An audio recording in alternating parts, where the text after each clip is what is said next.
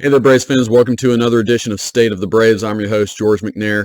Awesome to be with you guys, as always, as we are getting closer and closer to the start of the regular season. We are only about 10 days away at this point. So things are getting real. The World Baseball Classic is getting closer to an end. I think we're only a few days away from that. The U.S. plays Cuba in the semifinals tonight, Sunday night. And so it's pretty cool the U.S. has gotten this far. I haven't really been able to spend a lot of time watching that. I have been watching more college basketball. Probably a lot of you have been doing that. Hopefully your brackets are a little better than mine, but it's been a pretty crazy March Madness season for sure. Just a really fun time of year with that going on, with spring training happening. And I love getting into April too. I'm a huge fan of the Masters, and of course baseball starting. The March Madness kind of ends usually the first or second day of April. So this time of year is one of my favorite times for sports in general. But of course, baseball more than any other getting started is just really exciting time. So let's get into things. For the first thing I want to talk about today is unfortunate for the Mets. And while it benefits the Braves, you certainly don't cheer for injuries to happen. At least I don't. But Diaz went down there. Their incredible closer, probably the best closer in baseball, goes down during the Baseball Classic for the season. He is lost for the season. The injury occurred during celebration at the end of the game. He closes out the game pitching for Puerto Rico, and they win that game. The whole team is kind of jumping in this big group. And you see this happen every now and then, and it's just a shame. And sometimes I wonder if maybe the group celebrations need to tone down a little bit.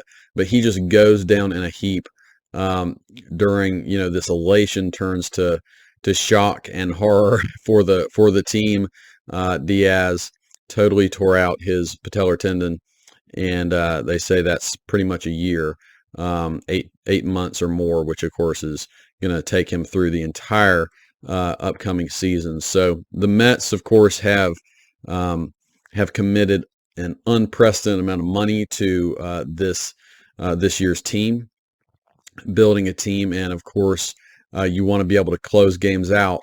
And they had spent a record amount on Diaz. He is the highest paid relief pitcher in all of baseball.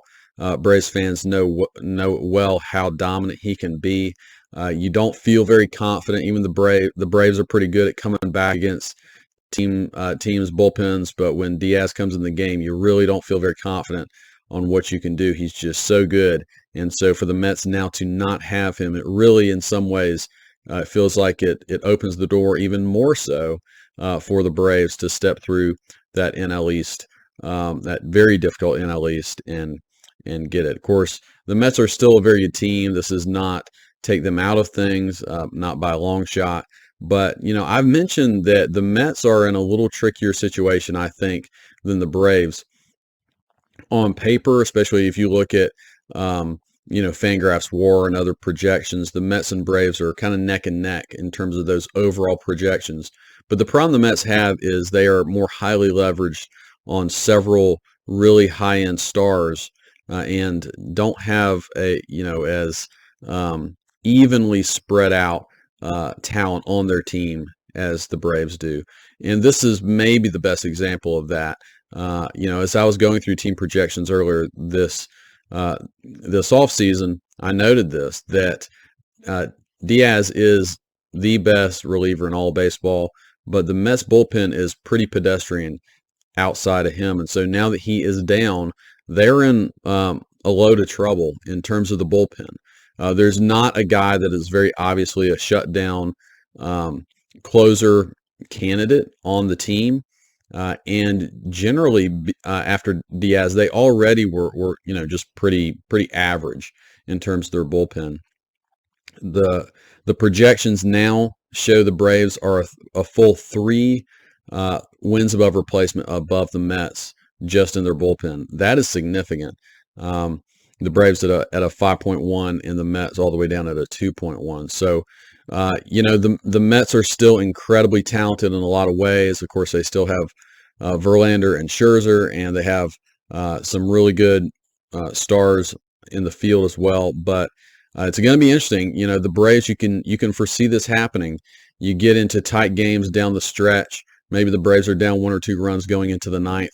Well, you still feel like you got a pretty good shot against whoever the Mets are going to put out there, and that little bit of hope can go a long way in those big games. So obviously we'll have to see how that all plays out, but the Mets don't have the same depth, and you're not wishing it on them, but if Scherzer were to go down or Verlander were to go down, they're in kind of the same situation. They are putting so much and so much money as well, investing so much money in this team on a few big players. And as we know with baseball, anybody can go down at any time, and you have to have the next guy up ready and contributing, and you wonder if the Mets have that. The Braves certainly do, right? The Braves' depth is prodigious, right? All-star level talent at most positions, with a couple of exceptions. Left field being the most obvious one, and we'll actually get into that a little bit later on in this episode. But yeah, we'll see how the Mets bounce back from this. I'm sure they're pretty nervous right now about what's going to happen with that bullpen, and I would not be shocked if they try to go out and get somebody either at the beginning of the season, or maybe they would have to wait till the trade deadline. But I expect that they're going to take some action because they've committed too much money to this team to not address this issue in some way. All right, well, let's move back into the Braves a little bit. The first thing Braves related I really want to talk about today is the 5th starter spot. And there's been some shakeups since we talked last. Last episode, I mentioned how I was not very pleased with what I'd seen from Ian Anderson, particularly. It just kind of looked like the same old stuff from Anderson, just with kind of this thrown in, new slider that he's throwing every now and then. But yeah, I mean, still just not being able to spot his pitches very well. Kind of sometimes effectively wild, and sometimes not very effectively wild. And then Elder, not bad, just maybe a little uninspiring. A guy that can probably be a solid 5th starter if you need him to be. He's been that for the Braves a little bit in the past. But a day or two after I posted that episode, the Braves a little bit shockingly went ahead and sent down Anderson and Elder to the minor league camp. And what that immediately said is that the job is probably either Jared Shuster's or Dylan Dodd's. And this is now, the beginning of spring training, those guys were not even thought of as the 5th starter, being in the 5th starter competition. And yet here they are. They both have pitched tremendously well during spring, while Anderson and Elder have been, just not very good, if you're going to be honest. So here they are, and you got to give them a lot of credit. They're both, obviously, they both had very good years last year in the minor leagues. It's not like they're coming from nowhere. They're a little older, actually. You might think of these guys as being really young, up-and-coming prospects. They're both 24 years old, which is, they obviously have not broken into the major leagues yet, but they're also kind of in that age where you really want to start breaking into the majors. And so you foresee them in some ways being ready, and the way that they have looked in spring training, they certainly seem like they are both ready. It's really encouraging, and I was telling you guys this last time. Each time that I've seen Shuster and Dodd pitch, I've been really encouraged with the fact that the Braves are in a good position with these two to not drop off. If you need to call on them at any time, and I wasn't thinking of them earning that 5th starter spot yet. I thought that Shuster might actually be opening some eyes, but here we are, and they both have a great opportunity in front of them. And they're actually pretty similar. Both of these guys have a good 3-pitch mix. I actually misspoke a little bit last episode, not really giving Shuster enough credit for having 3 good pitches. And I went back, and he pitched yesterday, and I was able to watch a good bit of him again, and I was just very impressed actually with his 3rd pitch, which is his slider. It's not talked about him that much, but especially against lefties, he was getting swing and miss against the Red Sox starters and their lefties. In the meantime, his fastball is playing a little bit up. He's got it to about 92 or 93, which has never been that fast before. And his changeup is his bread and butter pitch. It's elite. So you throw those three things in there. Fastball that velocity's up a little bit, an elite changeup, and a solid slider, and tremendous command on top of that. And he is looking really, really good. And Dodd is right there with him. I mean, it's going to be hard for the Braves to make this decision because they've both been close to dominant during this spring training. Dodd also great command. I think actually he might be rated with a little better command than Shuster. Not that necessarily means a lot in terms of prospect rankings, but they both have tremendous command. Dodd might throw maybe a mile an hour faster than Shuster, but it's not by a lot. They both have a really good changeup.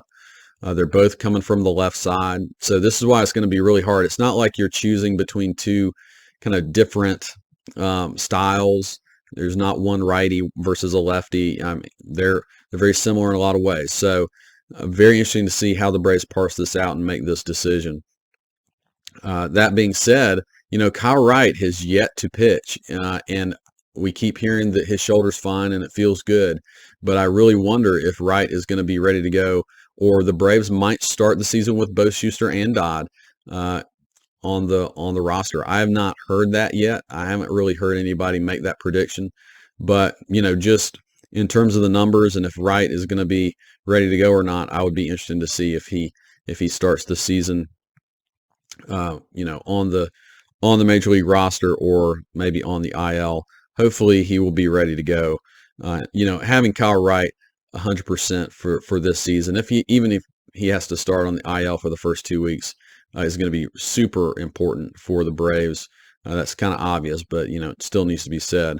And then just a little bit more good news: Michael Soroka, as he's being asked to. It's going to take me a while to get that right. But Michael Soroka is getting close to getting back on the mound. He's thrown live BP, which is kind of the last step before you get into game action. For spring training, you would expect him to maybe either pitch in a minor league game or actually in the major league spring camp. So we'll have to look for that. Hopefully he can get back. Still don't think he's going to be ready to go when baseball starts back here in 10 days. But the fact that he's getting close is also encouraging as well. Again, not knowing exactly what's happening with Kyle Wright, I think Soroka being ready to go, even if it takes him 3-4 weeks to get ramped back up, would be pretty important. So guys, I can't give you a prediction between Shuster and Dodd what's going to happen. And like I said, it might not even be a choice. They might both make the big league roster. Now, that might not mean that they would both make early starts in the year, in the season, but it's going to be interesting. It might come down to the last 1 or 2 starts that they make. They probably both have 1 or 2 more starts before the end of spring training. I'm sure the Braves want to see them as much as possible and see if some of this has been a flash in the pan or if this is real. I think for the most part it's real for both of them, but it might not be much in terms of the separation between who makes it and who doesn't. Nonetheless, having 2 guys capable and ready to go for the Braves is really great news. I don't know that you would have come in thinking, if you came into spring training this year and would say that Anderson and Elder would both underwhelm and Soroka would come in with a pulled hamstring, you'd be pretty down in the dumps about it because you just wouldn't be thinking about Shuster and Dodd in the same way. But again, they've really played great, and we should be encouraged by that. All right, well, let's move on to another. There haven't been too many competitions, position competitions in Braves camp this season, this spring training, but one that definitely has been happening is the 4th outfielder competition. And maybe you would say 4th and 5th outfielder. There might actually be 2 spots on the big league roster for these top 3 guys. And so I want to talk about both a little bit. Eli White, Sam Hilliard, and A.J. Pollock. And what I would say just really early on, Eli White and Sam Hilliard have both looked terrific. A.J. Pollock has looked okay. He certainly hasn't come out and embarrassed himself or anything like that. You know, the difference is A.J. Pollock has been a pretty successful big league player in the past, but he's 34 years old. He did not play in the bigs hardly at all last year. So what can you expect from him? I think he is much healthier this season. You know, you have a right-handed hitter who has played center field a lot in the major leagues, but is probably a step or two slower. He's only hitting about 200 during spring training right now. But again, people say a lot of great things about him. He is a consummate professional. He's a guy you want in your clubhouse. He's well respected. All those things matter to the Braves, but of course what you do on the field matters as well. Now keep all this in mind of being the fourth or fifth outfielder. You are more than likely not going to play a ton of center field or a ton of right field because you've got two terrific players in front of those guys in Ronald Acuna and Michael Harris. So this is really about left field. With Eddie Rosario being a lefty, you would expect a right-hander to have a little bit of an edge in this competition because you might need, that if you want to play, this guy against lefties and sit Rosario, then it would make sense to get a righty up there. But all of these guys have played a lot of center field during spring training too, and it's obviously very valuable to have a guy who can play center if Harris were to go down, or you just want to give a day off here and there to Harris or even Acuna as well. So that being said, all right, we talked about Pollock. Now Eli White and Sam Hilliard, neither of these guys, they both have tremendous physical tools. Neither of them have hit at the major league level, and that's just true of both of them. Hilliard is this huge guy. He's like 6'5". He's kind of like a physical specimen. He runs fast. I think he would be probably the best option in the center field of these three now.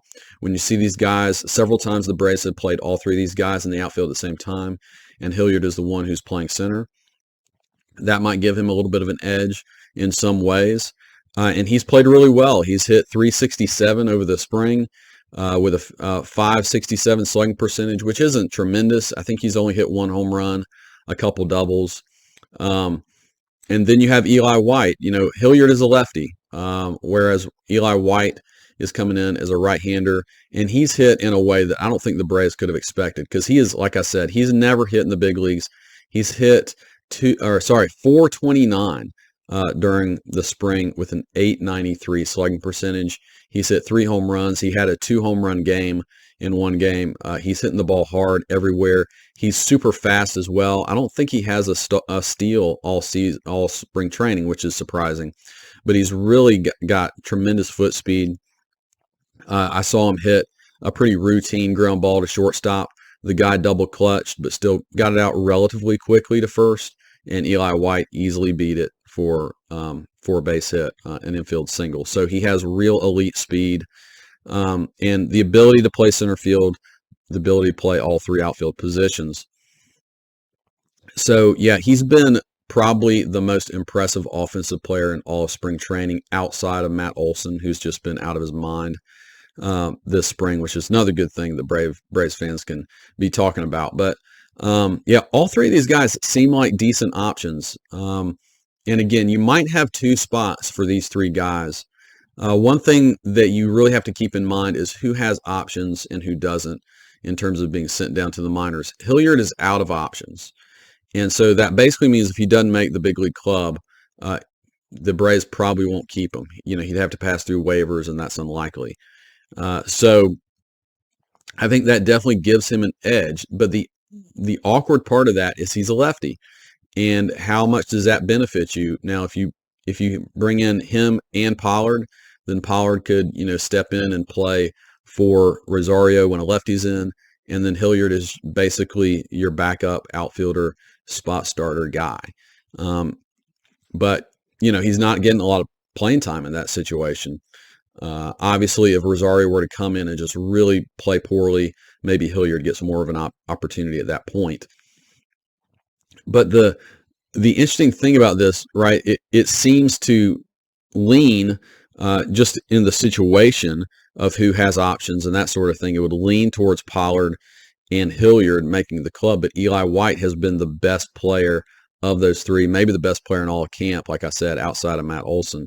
So he does have options. They could send him down to AAA, but you kind of hate to not play the hot hand in terms of White. So what will they do? I think the Braves have been pretty interesting in their decision making. I think sometimes they do play the game of, who has options and keeping as much talent in your organization as possible. But every now and then they'll make a surprising decision in terms of just going with the guy who's playing the best.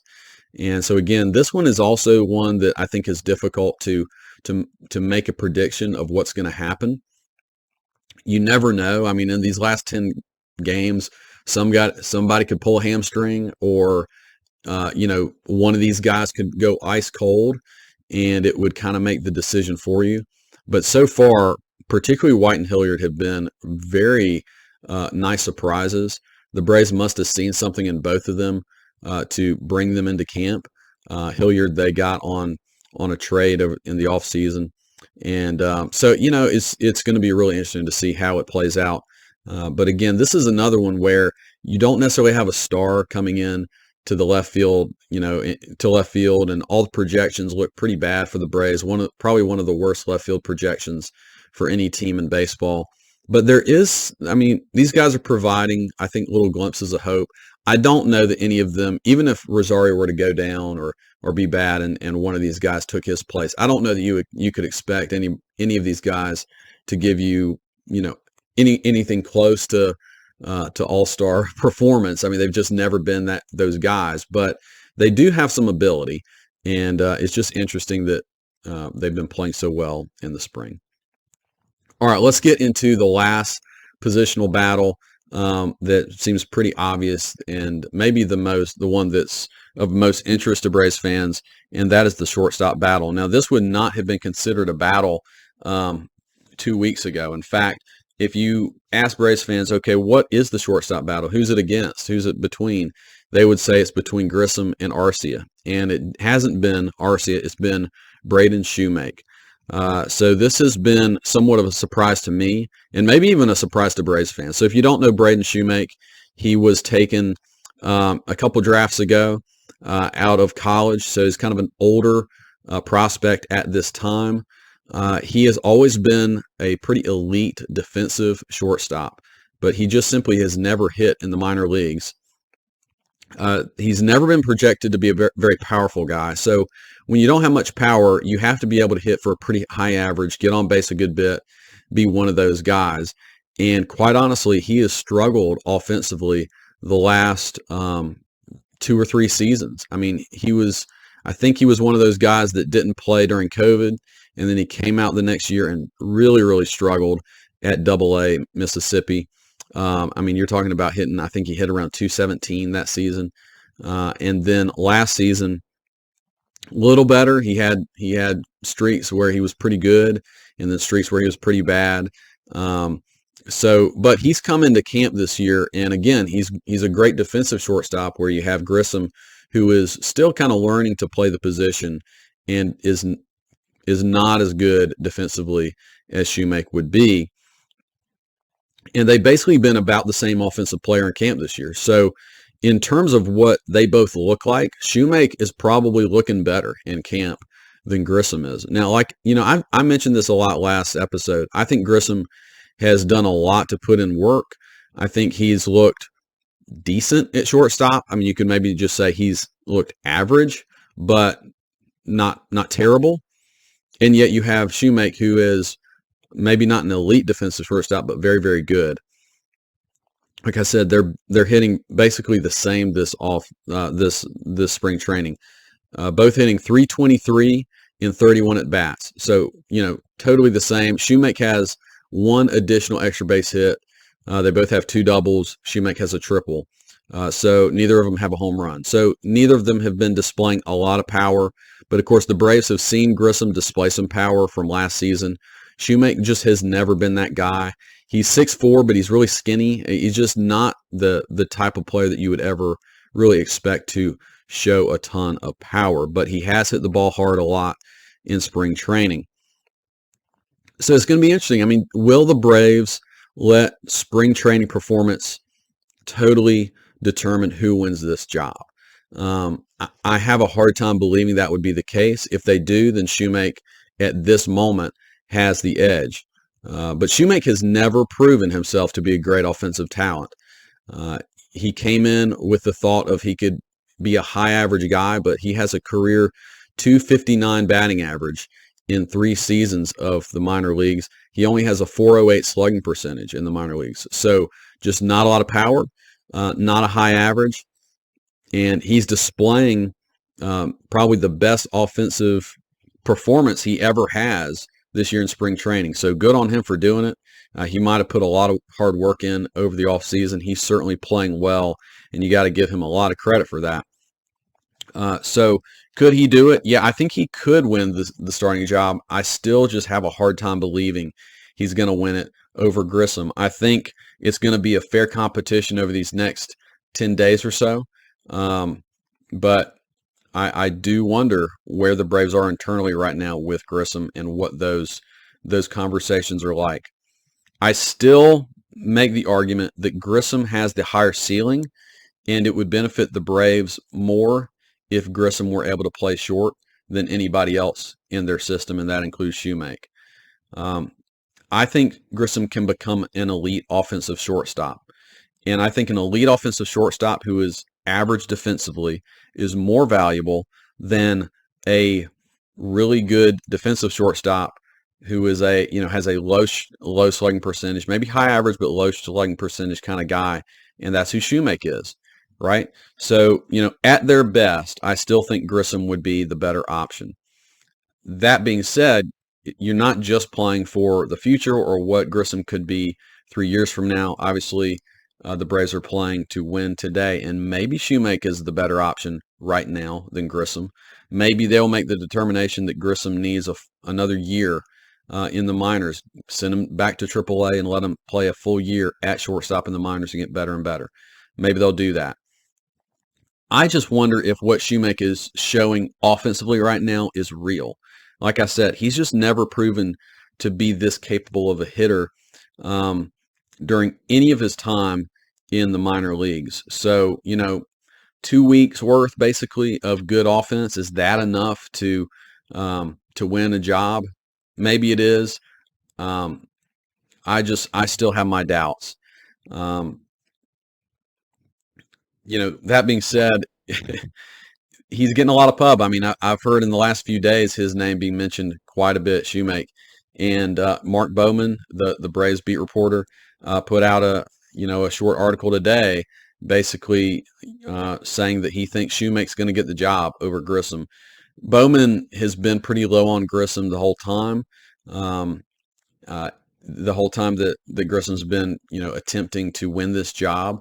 So to me, in some ways, I take Bowman's prediction as with a grain of salt. And I just really think that if anything else, this might push Grissom to work harder. That being said, one thing that Bowman mentions in the article is that Grissom has not made a start at shortstop for the past 4 days. That does seem a little odd. If you're trying to get this guy ready for, the big league job, you'd want to get him as much time as possible, and he hasn't been getting that. So, but you could say that on the back end of, well, maybe Shewmake is opening some eyes and they just want to see him as much as possible. And that could be the case too. So I think it's if you had asked me 2 or 3 days ago, in fact, a buddy did ask me 2 or 3 days ago, do you think Shewmake has a shot to win this job? And I said no. And now I'm a little more on the fence.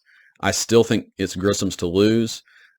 In some ways, I wouldn't be shocked if it's Shewmake to start the season, but I really think that I would be surprised if Shewmake has what it takes offensively to be the guy in the big leagues. It's hard to walk away from Grissom and his offensive potential. All right, guys. Well, that's what I got for you this time around. Several of you have been asking for my take on Ronald Acuna and what kind of maybe career, but specifically what kind of year he's going to have. And I really want to give that to you guys. But the fact is, I have not been able to see much of Ronald this spring training yet. Of course, he's been playing in the World Baseball Classic. I haven't been able to watch many of those games. And, so he's been away from the team. I've been more focused on the spring training games and being able to watch some of those. So as he gets back, Venezuela just lost. So he'll be getting back to spring training very soon. I hope to be able to put some eyes on him over the next few days and give you a little bit more of an informed take on what I see from Acuna and what I really expect from him in this upcoming season. And, as we get close to the season, I want to give you guys my predictions for several Braves players and, also the team prediction and all that. I did that last spring training about this time. I want to do it again. And as we get closer and closer to the regular season, it seems appropriate to go through that stuff. So, guys, I hope you enjoyed this edition of State of the Braves, and I'm going to talk to you guys really soon.